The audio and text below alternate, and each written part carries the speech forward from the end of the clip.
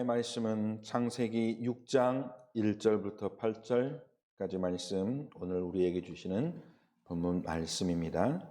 창세기 6장 1절부터 8절까지 말씀을 우리 다 같이 합독하겠습니다.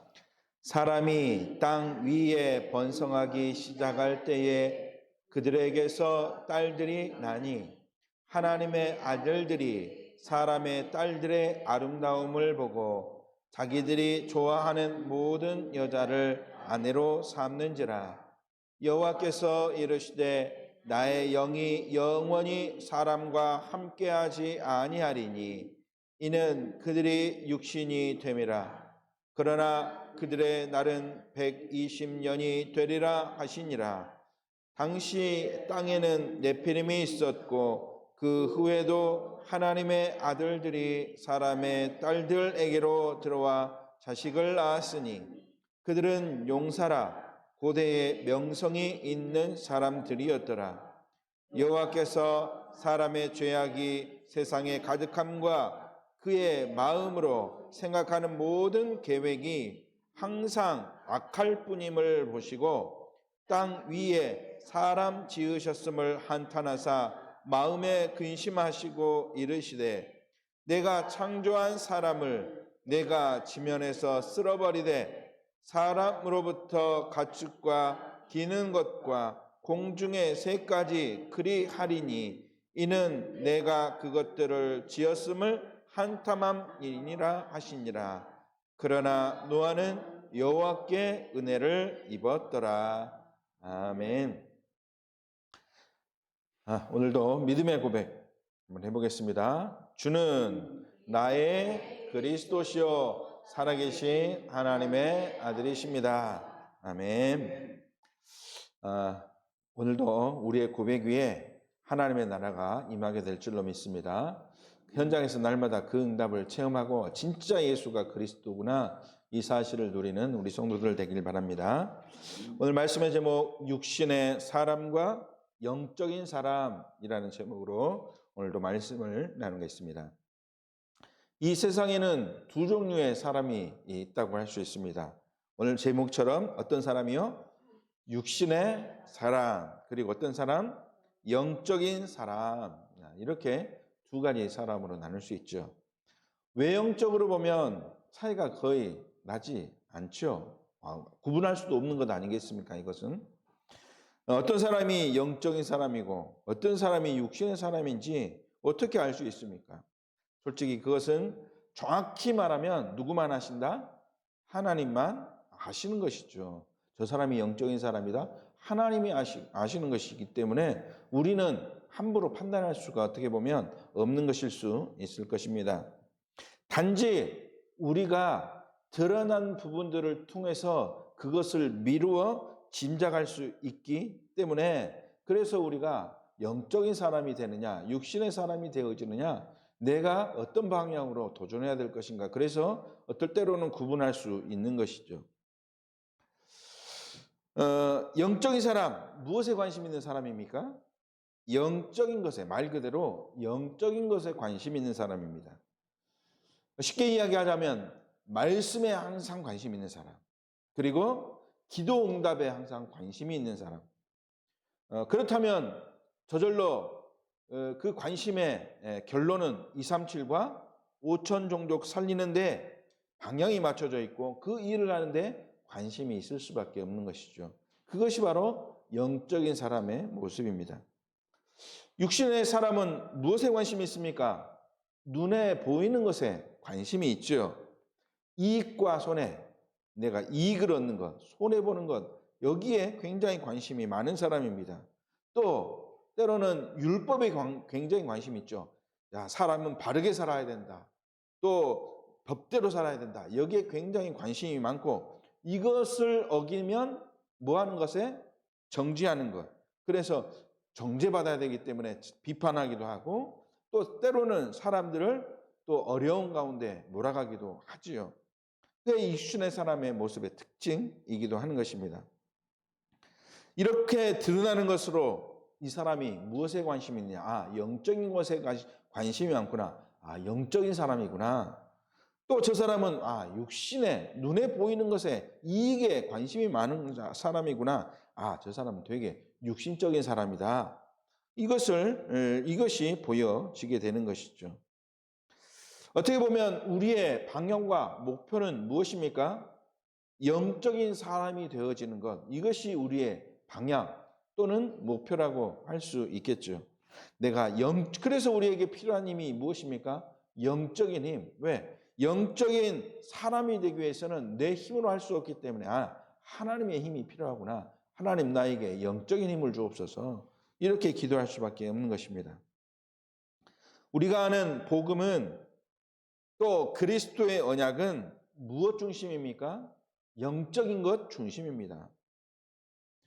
그래서 성경은 처음부터 우리에게 영적인 것을 붙잡을 수 있도록 말씀을 통해서 계속 우리에게 말씀을 주고 있는 것이죠. 영적인 것 붙잡으라.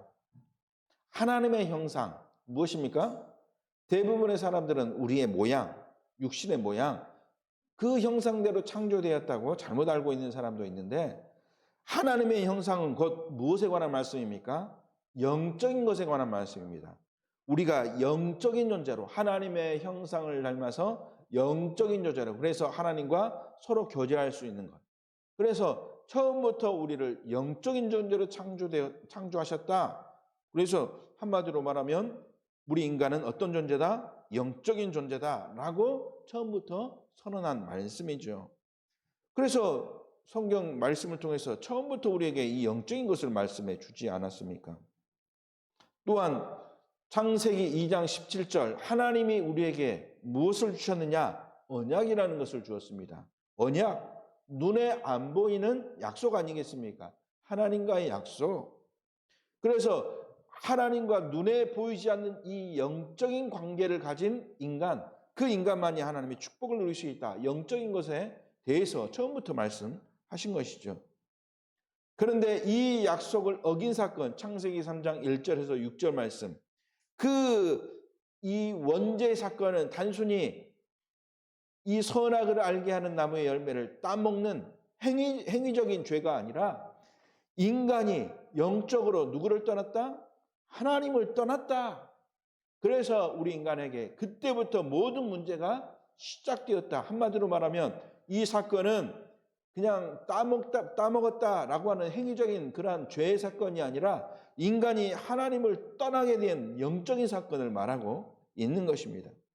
그래서 이것을 정확히 알아야 인간을 실패시켰던 이 영적으로 하나님을 떠나게 했던 존재가 사단이구나. 이 사단이 바로 영적인 존재예요. 우리가 이 사단이라는 영적인 존재를 꺾지 않고는 우리에게 하나님이 주신 축복, 응답 절대로 누릴 수 없구나. 그래서 이것을 회복하기 위해서 먼저 누구부터 꺾어야 된다? 눈에 보이지 않고 우리를 흑암 가운데로, 저주 가운데로, 지옥 가운데로 끌고 들어가는 사단을 꺾어야 되는구나.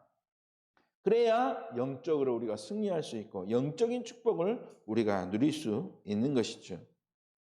그래서 우리는 올바른 결론을 가지고 바른 시작해야 될 줄로 믿습니다. 첫 번째, 그래서 나는 어디에 속한 사람인가 발견해야 될 줄로 믿습니다. 그래야 하나님의 은혜를 우리가 누릴 수 있기 때문이죠. 내가 어디에 속한 사람인가? 나는 영에 속한 사람인가? 육에 속한 사람인가?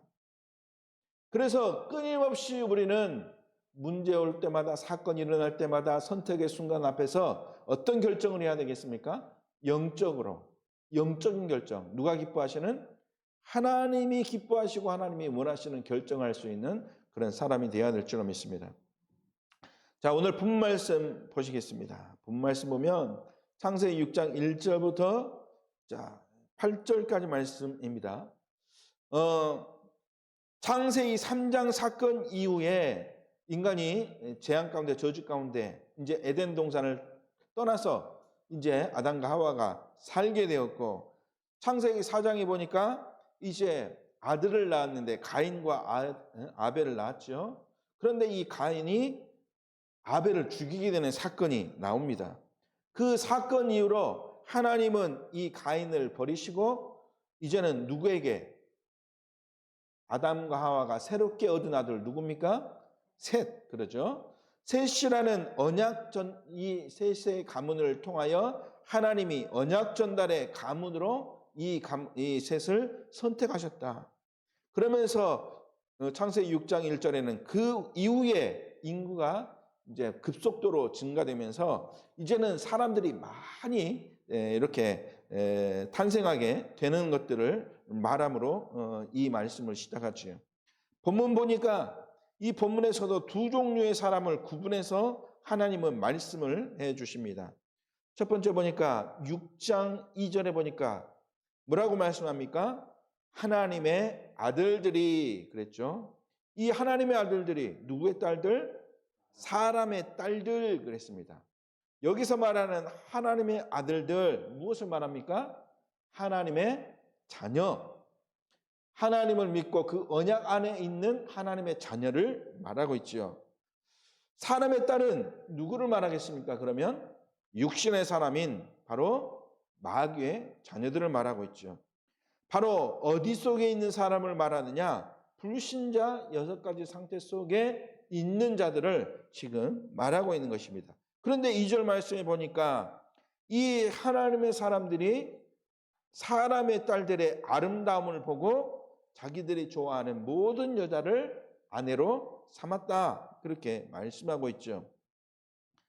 자, 근데 3절을 우리가 보시면 우리 3절을 보면서 우리가 이 영적인 메시지로 잘 깨달아야 되겠습니다. 여호와께서 이르시되 나의 영이 영원히 사람과 함께하지 아니하리니 그랬습니다. 나의 영이 그랬거든요. 곧 성령 하나님이 사람과 함께하지 아니하겠다. 그러면서 이는 그들이 뭐가 됐기 때문에? 육신이 되었기 때문에 그랬습니다.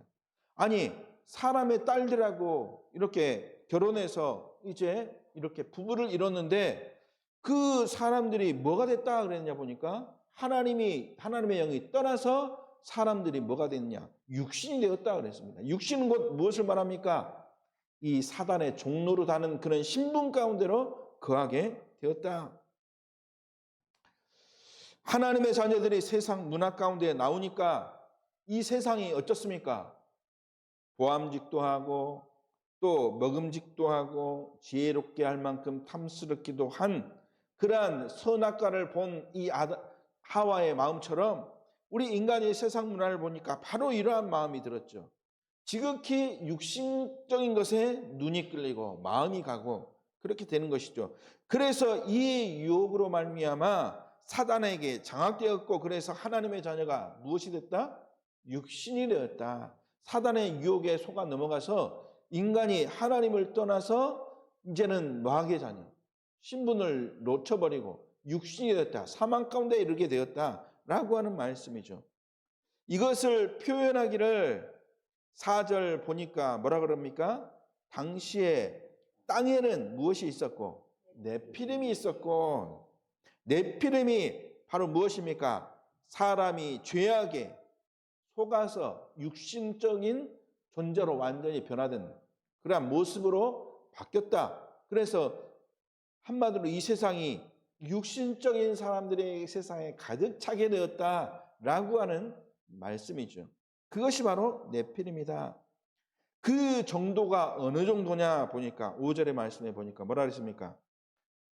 사람의 죄악이 세상에 가득함 그러면서 어느 정도냐? 마음으로 생각하는 모든 계획이 뭐라 그랬습니까? 항상 악할 뿐이다 그랬어요. 마음으로 생각하는 것조차도 그렇죠. 육신의 행동은 말할 뿐더러 이 생각하는 모든 것이 이제 악을 행하는 또 이 악을 추구하는 그러한 모습이 되어졌다 그랬습니다. 이것을 하나님이 보시고 어떻게 하셨다 했습니까? 한탄하사 마음에 근심하시고 하나님은 우리 인간이 어떤 존재가 되기를 원하시냐? 지극히 영적인 존재, 하나님이 주신 영적인 축복을 누리는 사람이 되기를 원하십니다. 그런데 사람이 육신이 되었고 이제는 생각조차도 사단에게 완전히 장악돼서 생각하는 모든 것이 악이 되니까 하나님이 그것을 보시고 한탄하고 마음에 근심하시고 이제는 이 언약 관계를 완전히 청산하시고 사람을 다 어떻게 하시겠다? 땅에서 쓸어버려야 되겠구나. 그냥 흔히 말하는 정죄 차원이 아닌 것입니다. 이것은 하나님이 새로운 재창조의 축복, 다시 회복시키겠다. 그것을 하기 위해서 이전 것들은 다 정리하시겠다라고 하는 말이죠. 그 축복을 누렸던 사람이 누굽니까? 8절에 노아는 하나님께 은혜를 입었더라.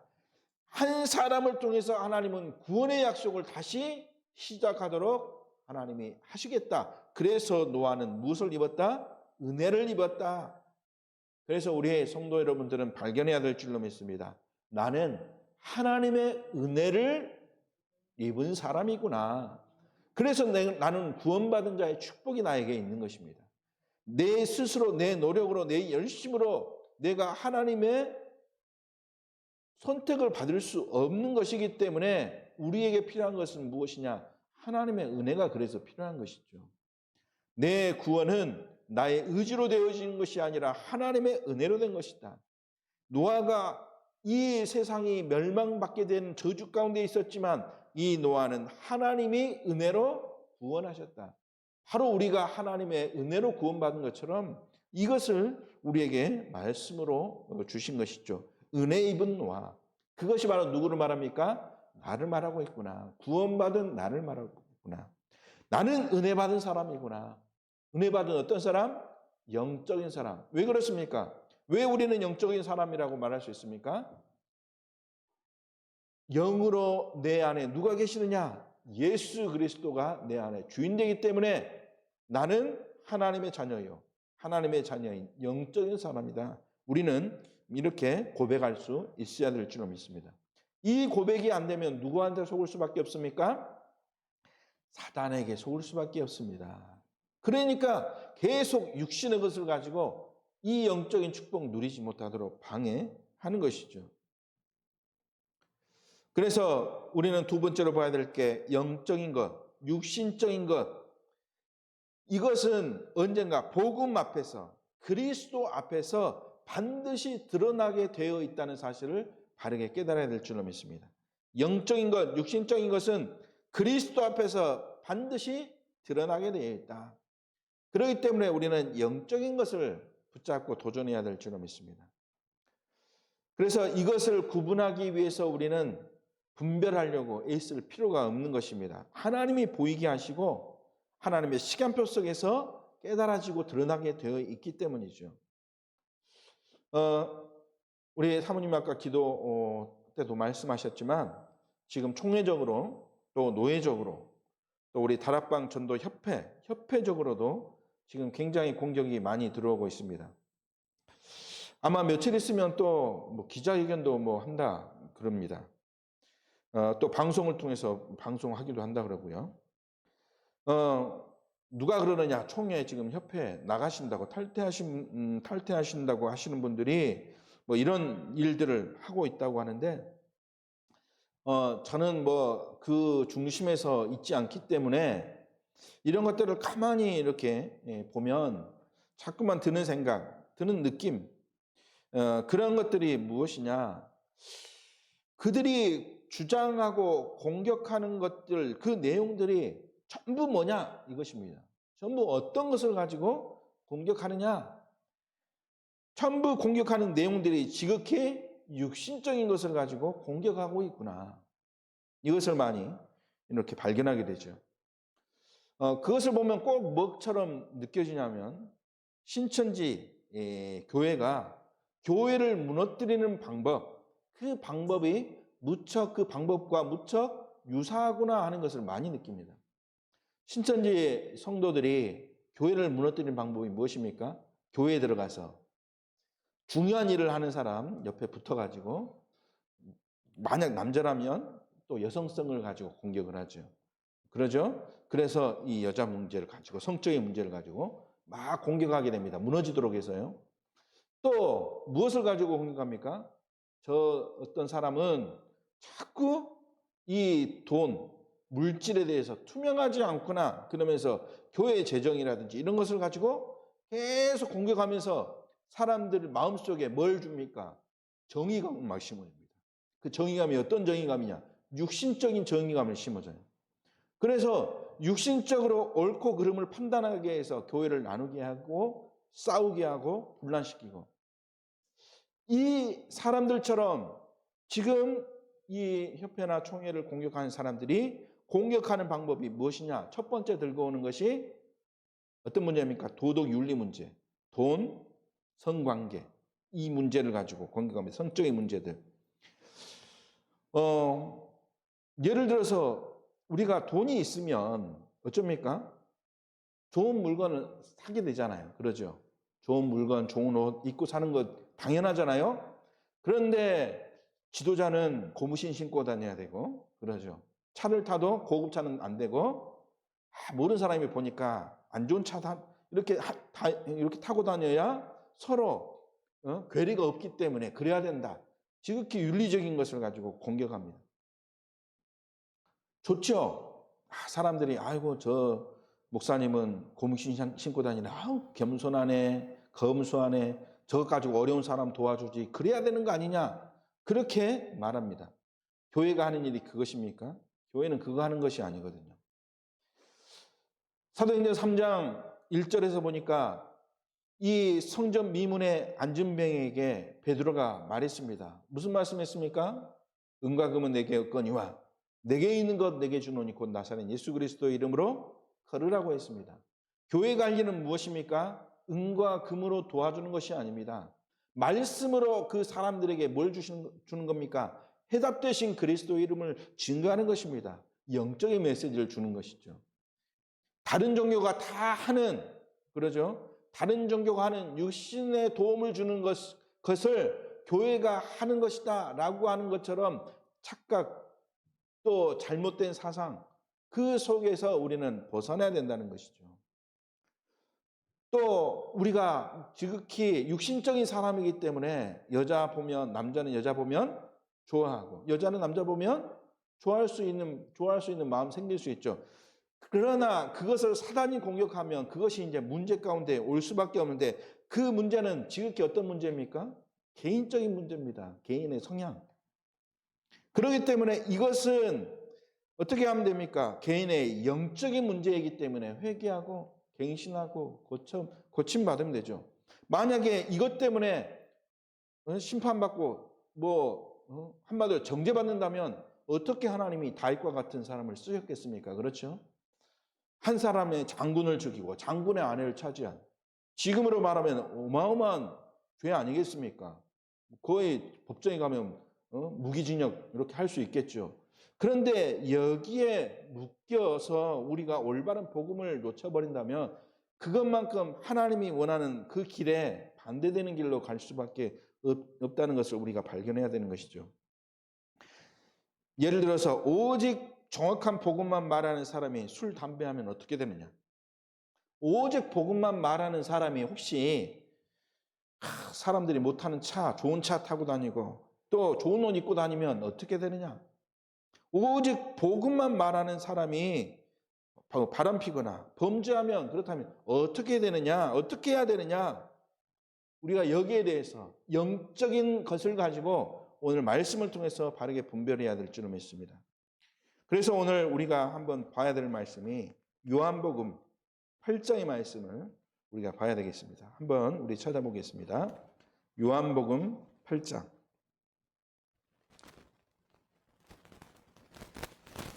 마태복음, 마가복음, 누가복음, 요한복음이죠. 요한복음 8장 말씀을 보면 요한복음 8장의 말씀도 계속해서 예수님이 우리의 생각을 바꾸도록 하시는 말씀입니다.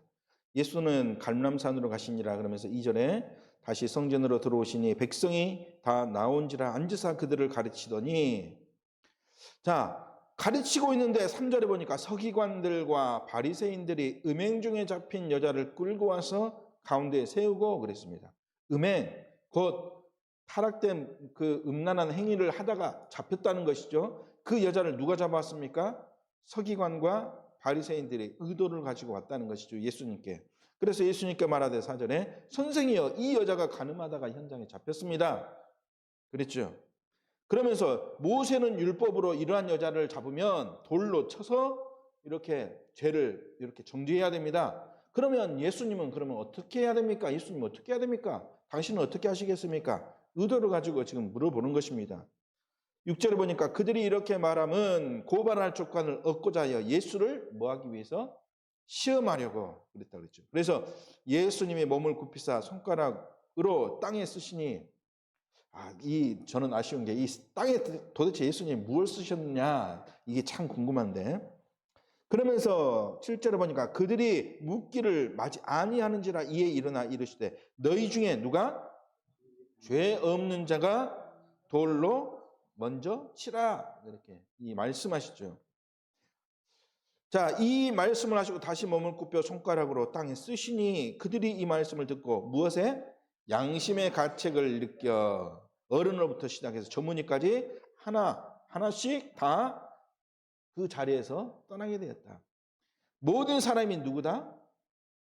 죄인이다. 이 죄인이기 때문에 죄의 정도가 심하냐 적냐 이 차이가 있을 뿐이지 모든 사람이 죄인이기 때문에 인간이 죄를 지은 죄인을 스스로 인간이 심판할 수 있다 없다? 없다. 그러죠. 그래서 10절 말씀에 예수께서 일어나사 여자 외에 아무도 없는 것을 보시고 이르시되 여자여 너를 고발하는 그들이 어디 있느냐? 너를 정죄한 자가 없느냐? 대답하여 주여 대답하되 주여 없나이다. 예수께서 이르시되 나도 너를 정죄하지 아니하노니 가서 다시는 죄를 범하지 말라 하시니라. 예수님이 말씀하시죠. 다시는 죄를 범하지 말라. 깨닫게 해주신 것입니다. 그러면 우리는 다시 그 일을 행하지 않으면 되는 것이죠. 왜? 예수 그리스도를 믿는 믿음으로 말미암아 우리는 구원받은 하나님의 자녀이기 때문에 그 죄를 발견하고 회개하면 늘 다시 하나님이 우리를 회복시키신다는 말이죠. 자, 술, 담배 아까 말씀했죠. 모세 율법으로 하면 뭐 해야 됩니까? 돌로 쳐야 되는 것이죠. 음행하는 자, 간음하면 어떻게 해야 됩니까? 돌로 쳐야 되는 것이죠. 구약 시대 올바른 그리스도가 아직 오시지 않았을 때는 이렇게 정죄할 필요가 있었던 것이죠. 왜냐? 인간이 연약한 존재이기 때문에 이것을 통해서 죄인이라는 것을 늘 발견할 수 있도록 하나님이 하시는 방법이지만 그리스도가 오시면 이제는 모든 문제 다 어떻게 되었느냐? 다 해결받았다. 다시 우리가 이 육신적인 것을 가지고 그 속에 얽매일 필요 없다. 그래서 그 말씀을 주시면서 12절에 뭐라 그러느냐? 예수께서 또 말씀하 이르시되 나는 세상의 빛이니 나를 따르는 자는 어둠에 다니지 아니하고 생명의 빛을 얻었느니라 그랬습니다. 말씀을 따라 그리스도를 통해서 이미 그리스도가 오셨기 때문에 우리에겐 더 이상 뭐가 필요 없습니까? 모세의 율법이 필요치 않고 우리는 누구를 따라가면 되면 됩니까? 예수 그리스도 곧 빛 대신 예수 그리스도를 따르면 된다. 그래서 우리에게 중요한 말씀을 주시죠. 어떤 말씀입니까? 저 뒤에 보니까 이것을 가지고 계속 말씀하시면서 우리에게 중요한 말씀을 주십니다. 15절에 너희는 뭐라 그랬습니까? 육체를 따라 판단하나 나는 아무도 판단하지 않는다. 우리는 예수님은 영적으로 판단하는 것이죠. 육신의 것을 가지고 우리는 절대 우리 스스로 판단할 수 없어요. 저 사람이 뭘 하고 다니든 무슨 짓을 하고 다니든 우리는 뭐 할 수 없느냐? 판단할 수 없는 것이죠. 하나님만 아시고 판단할 수 있다. 그러면서 16절에 판단은 오직 누구만 한다 그랬습니까? 만일 내가 판단하여도 내 판단이 참되니 이는 내가 혼자 있는 것이 아니오 나를 보내신 이가 나와 함께 계시며 나와 함께 하신 하나님이 판단하신다. 그러면서 31절 한번 보십시오. 31절. 그러므로 예수께서 자기를 믿는 유대인들에게 이르시되 너희가 내 말에 거하면 참으로 누가 된다 그랬습니까? 예수 그리스도의 말씀을 가지고 있는 사람들은 참 제자가 되고, 그때서야 뭐가 됩니까? 32절에 진리를 알지니 진리가 너희를 자유케 하는. 우리는 육신의 매인 자가 아니라 영에 속한 자입니다. 영에 속한 자는 어디에 매여 있는 자가 아닙니까? 육신에 매여 있는 자가 아닙니다. 그래서 이 말씀이 무엇이냐? 사실이 자유롭게 한다? 이게 착각입니다. 오늘 이 말씀은 무엇을 말하는 것입니까? 내가 어디 속에 있어야 된다? 그리스도 속에 있어야 된다. 그리스도 속에 있어야 그 그리스도라는 진리 때문에 내가 어떻게 되냐? 자유롭게 되어진다. 이 육신의 문제는 우리의 문제가 아니다. 이 문제는 회개하면 언제든지 우리는 죄사함 받을 수 있는 문제다. 우리가 진짜 중요하게 생각해야 될 것은 무엇이냐? 이 참된 진리, 그리스도의 진리를 알지 못하고 이 진리가 증거되는 것을 방해하고 이 진리의 말씀을 속이고 거짓 증거하는 이 사단에 하는 것들을 발견하고 깨닫고 꺾어야 되는 것이 진짜 중요한 것이지, 육신의 것 가지고 매일 필요 없는 것이다. 그런데 중요한 것은, 또 중요하기도 하죠. 그러나 육신의 것은, 왜냐? 우리가 복음 가지고 현장 살려야 되는데 이 육신의 잘못된 것이 자꾸만 전도에 방해된다면, 곧 예수가 그리스도 되는 것에 대한 그 진리에 반대된다면 이 복음이 증거되지 못하기 때문에 우리가 경계해야 될 것은 바로 이 이유 때문에 우리가 경계해야 되는 것이죠. 결국 예수는 그리스도시요 모든 문제 해결받는 우리에게 예수님이 뭘 주셨습니까? 신분 주셨습니다. 영적 문제에서 해방되는 그러한 신분을 주셨습니다. 영적인 사단의 손에서 해방될 수 있는 신분을 주신 것입니다. 그래서 나는 어떤 사람이냐? 예수 그리스도라는 영적인 비밀을 가진, 그 비밀을 가진 영적인 사람인 것이죠. 그래서 이 말씀을 하시고 요한복음 8장 44절에 우리가 경계해야 될 것 말하고 있는 것입니다. 이 영적인 비밀을 누리지 못하도록 44절에 뭐라 했습니까? 그래서 너희는 누구에게서 났다? 너희는 너희 아비 마귀에게서 났으니 너희 아비의 욕심대로 너희도 행하고자 하느니라. 그는 처음부터 살인한 자요 진리가 그 속에 없으므로 진리에 서지 못하고 거짓을 말할 때마다 제 것으로 말하나니 이는 그가 거짓말쟁이요 거짓 아비가 되었습니다. 오직 예수 그리스도로 참된 자유함을 얻는 우리에게 사단은 공격해서 무엇을 가지고? 인간의 욕심을 가지고, 아비의 욕심을 가지고 그대로 행하면서 거짓을 말하면서 자꾸만 깨닫지 못하게 하는데, 우리가 싸워야 될 것은 바로 이 사단 마귀와 싸워야 된다. 그래서 요한복음 8장의 말씀이 너무나 또 중요한 것이죠. 세 번째입니다. 알기만 해도, 깨닫기만 해도 우리는 이기게 되어 있습니다. 그래서 이것을 뭐라 그러느냐? 그래서 은혜다 그러는 거죠. 깨닫지 못한 자들은, 그래서 아까 말씀드렸던 8장 44절 이 마귀의 자녀, 하나님의 아들이 오신 것은 무엇 때문에 오셨느냐? 이 사단 마귀를 완전히 박살내기 위해서. 그래서 이 예수님이 나의 주인 되신 이유가 무엇 때문이냐? 이 사단 마귀를 멸하기 위해서 예수님이 이 땅에 오셨다. 그래서 우리는 또한 교회는 육신의 싸움을 싸울 필요가 없는 것입니다. 육신의 싸움은 어디 가서 하면 됩니까? 세상의 법 앞에 가서 하면 됩니다. 그러죠? 교회는 뭐 해야 됩니까? 영적인 싸움해야 되는 곳입니다. 영적인 싸움이 무엇입니까? 복음을 방해하는 흑암, 올바른 복음을 깨닫지 못하게 하는 사단. 그래서 에베소서 6장 10절에서 20절, 그래서 우리에게 뭐하라? 영적인 싸움 싸우라. 믿음, 올바른 믿음 가져라. 올바른 말씀 가져라. 구원의 확신 가져라. 복음의 비밀을 가지고 이 복음을 세상 앞에 증거해라. 에베소 6장 10절 20절에 말씀하시지 않습니까? 그래서 하나님의 자녀는 오직 무엇만 바라야 됩니까? 그리스도의 빛만 바라라. 이사야서 60장 1절에서 2절 일어나라 빛을 발하라. 우리에게 말씀 주셨지 않습니까? 아까 읽었던 우리 요한복음 8장 12절에 예수님은 무엇입니까? 빛으로 오셨다. 그래서 우리에게 빛으로 오신 그 그리스도의 빛을 온 땅에 일어나서 이 빛을 증거하는, 구원의 빛을 발하는, 그리스도의 빛을 발하는 증인의 축복을 누려라. 우리가 영적인 사람이 맞다면 우리는 육신의 것에 자꾸 속지 말고 이제는 영적인 그리스도의 비밀을 가지고 예수가 그리스도라는 빛을 증거하는 사람이 되어야 될 줄로 믿습니다. 그래서 결론적으로 오직 한 가지만 붙잡아야 될 줄로 믿습니다. 나는 어떤 사람이냐? 나는 은혜 입은 영적인 사람이다. 영적인 비밀을 증거하는 사람이다. 그 말을 다르게 이야기하면 나는 전도자다. 오직 그리스도만 말하는 전도자다.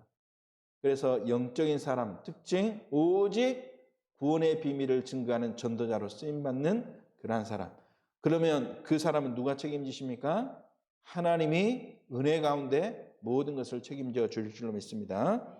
오늘 영적인 비밀을 가지고 현장에서 육신의 것에 속지 않고 승리하는 우리 성도들 되시길 주님의 이름으로 축원합니다. 하나님 아버지 감사를 드립니다. 세계 복음화의 언약을 위하여 하나님 나를 불러주시고 또 우리 교회와 또 우리 총회와 또 협회를 복음을 위하여 사용하실 줄로 믿습니다. 이 일을 하는데 아버지 하나님 사단의 방해가 있을지라도 능히 승리하게 됨을 확신하오니 하나님이 우리에게 가는 모든 걸음걸음 빛으로 역사하시고 인도하여 주옵소서. 주 예수 그리스도의 이름으로 기도드리옵나이다. 아멘.